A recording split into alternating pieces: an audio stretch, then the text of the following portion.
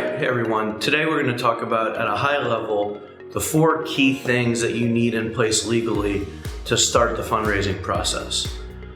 So first and foremost, one of the things that you need before you begin raising funds on a credible basis is you need to have stock-related documents in place.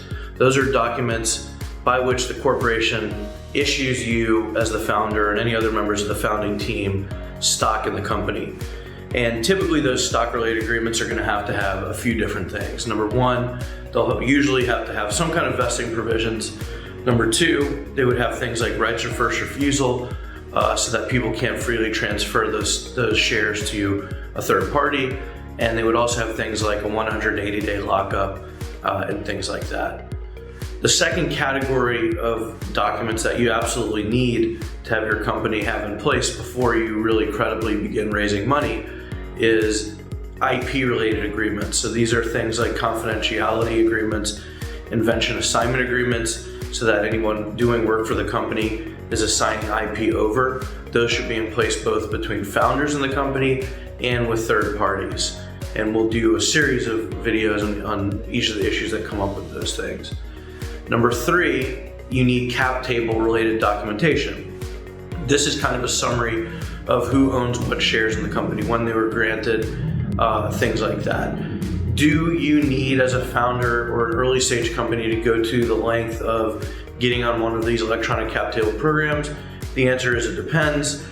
For many companies, it's kind of overkill in the early stage. There's just simply no reason to pay much fee or go through the kind of long and drawn out process of getting on some of these programs. It's easier, frankly, to just do a stock ledger that the company's attorney or the treasurer of the company or CFO keeps and maintains until you get to a certain point where it makes some more sense. Although there's some pluses and minuses, and we'll go into those in detail in another series of videos.